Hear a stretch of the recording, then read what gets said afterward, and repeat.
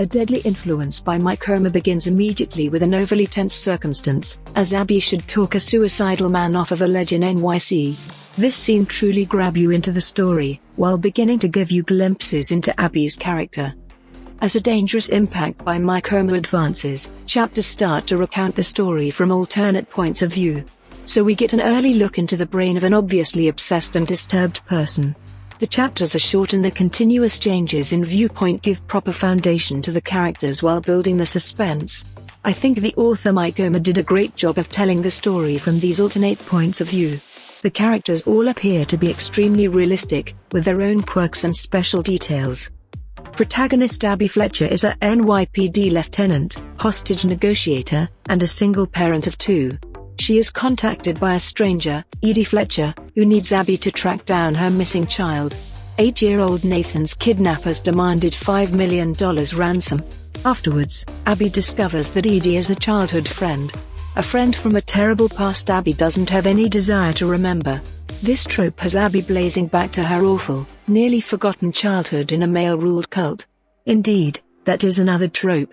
Cult leaders require cash and power, so their guile, greed and grift lead to much more worse.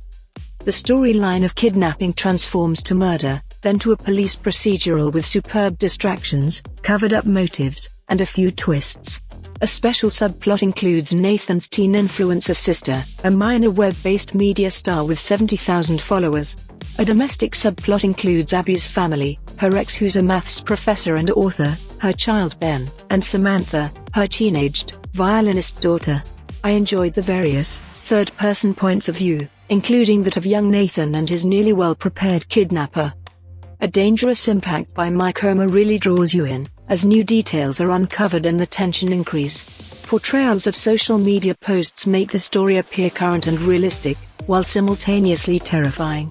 Even when certain secrets are solved, there are still high-stakes, perilous circumstances that made it difficult for me to put the book down until the end. I additionally valued how Abby's well-established character's subtleties and foundation added to a legitimate and fulfilling end. There is another mystery presented toward the end, which I think will be addressed in future books of the series.